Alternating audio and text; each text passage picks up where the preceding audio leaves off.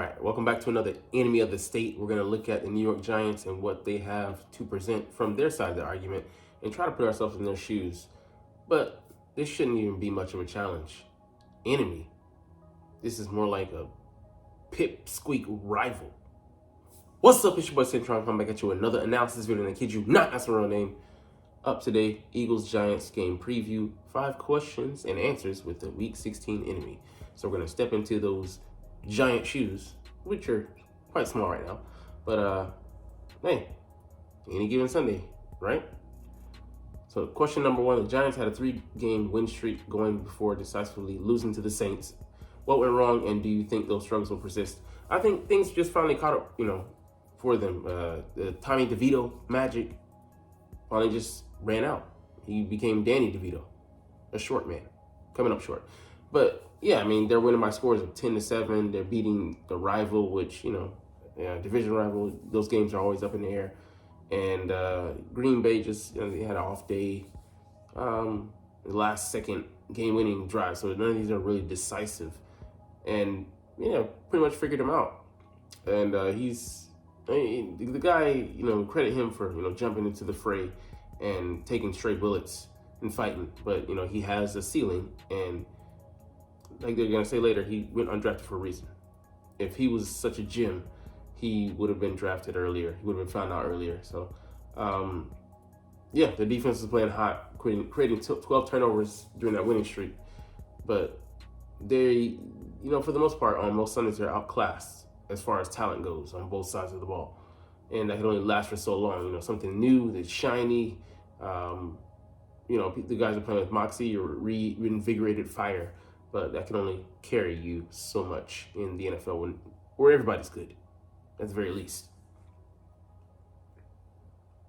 Tommy DeVito, what are his strengths and weaknesses? So yeah, he's confident. The guy who plays with fire, he's not afraid, but he has his limitations. He's inexperienced, and that can be used against him.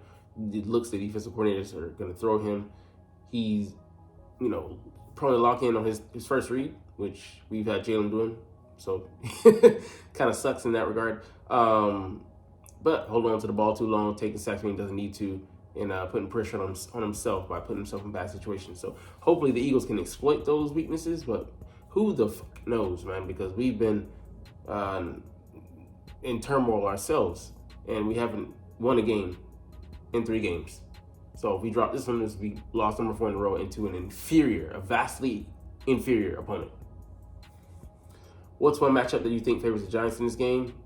That's sad. They can only find one player. This should tell the story of the game. It should be a thorough and resolute shellacking of the Giants come tomorrow, or when you're watching this video in a few hours or whatever. But yeah, it shouldn't even be a competition. We should blow them out of the water at home, nonetheless. But like I said, there's no guarantee when it comes to these Eagles, because I want to see you put something on tape. I want to see you come out the game with a dub. I'm not going to congratulate you for, beating opponent you should trounce. For getting back in the win column, sure. For finding your mojo again, sure. For playing like you should, sure. But not for, running over the Giants if there's a insignificant speed bump. But James Bradbury, yeah, they put him out there, which I don't know that they do, but I feel like they're going to. But he can be had. And Slayton and Hyatt are speed merchants. Slayton runs a 4.3 and Hyatt ran a 4.4, so flat. That would just be a mismatch. But hey, if I'm the Giants, I'm begging the Eagles to put him out there on the field. What's one matchup that you think favors the Eagles in this game? Where should we not be favored? Even with the youth that we have, our corners should be superior to their corners, because Deonte Banks is talented, but he's inexperienced. He's a rookie coming into the league, even though he does have 4.36 speed. He's 6'1", $194, $190 range, but he's a solid corner. But hopefully he'll develop into a good player, but just not this season. Defense, should be superior, especially like they're saying the front 7. Their O-line, going up against that O-line is just porous, inexperienced, and just bad. except for like one spot left tackle. You could look at that he's a good player, but he still can be had. We have better receivers. We have a better quarterback. Running back, we're not. They have the better running back, but even he hasn't sparkled really this season. So it should. I mean, maybe they have the better linebackers. Probably do, but it should be a mismatch, like I said. But hey, I have the Eagles slated to win. Hey, 24-14 would be for me a pretty. Sorry, stomach. A pretty not accurate, but not out of the ballpark number because we've been playing like crap. So let's get into some other things, but the playoff picture. So man, Merry Christmas to you. America's team in pain and struggling, like right where I like to see them be. So the Christmas Eve loss by the Cowboys sets up things nicely. So even if they went out and we went out, we'd have the edge because of the opponents that they lost to. We beat the Miami Dolphins and the Buffalo Bills, two opponents they dropped games to. And if we beat the Cardinals as well, there'd be another opponent that we won against there. So our strength of schedule overall would give us the edge. And hopefully they actually beat the Lions in week 17 and they drop out of the 2 seed, which they currently have hold of. And the Eagles, if they win out, we're able to get command of that 2 seed, and that gives us an advantage when playing certain people and being able to avoid other games. So having like at least one home game or 2, I think 2. So a lot of things on the line, man. But I appreciate that early Christmas Eve, for me, Christmas gift from the Dallas Cowboys. Appreciate you, Jerry. All right, the last thing we'll get to is some roster moves that were made ahead of the Giants game. So this guy here was elevated. Didn't know who he is. I didn't either.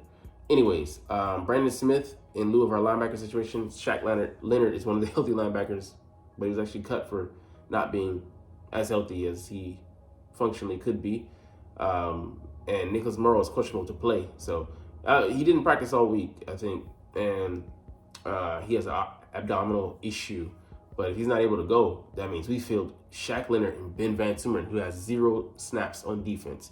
While he's a special teams maven with that 4.45 speed, he has taken no snaps on defense. And while he did look decent flying around the preseason field, he was cleaning up and arriving too late on tackles. That's why he had 17 in the last game. So he's not ready yet. He's a project and has potential, but potential doesn't mean shit when you need to be ready. So we picked up Brandon Smith off of the practice squad, I think, of the Panthers, and or I think he might have been cut. He's a 4th round pick coming out of Penn State. Looked like a decent linebacker, but we're doing this bad that we have to resort to, elevating him in this game. Hey man, keep your fingers crossed that Nicholas can play, because if he doesn't, we might be in dire straits, even more so than we are now, which is crazy. And Tristan McCullum, elevating him because we only have he's our 4th safety, because Evans is on injury reserve. He's out for the year. He hasn't been able to stay healthy, so no surprise there. But Reed Blankenship and Kevin Byard, which are starters, and Sidney Brown, who's our reserve right now, are our only safeties on the roster. So we're in dire straits there as well. So elevating another guy who can play on special teams, but in the pinch, play safety as well. It's much needed. So anyways, a shorter video, but we're gonna get up out of here. So it's all good because I love making these videos and I love talking about the Eagles. So hopefully come out there and get that dub. Like I said, I'm not gonna guarantee anything. We gotta go out there and win it and do it first. So we're gonna chunk deuces, but as always, it's fly Eagles fly, and let's motherfucking go. Like, comment, share, subscribe if you want. Thanks for watching. Check me out at Centron Anime, Centron Life, or Centron Laughs, or other social media.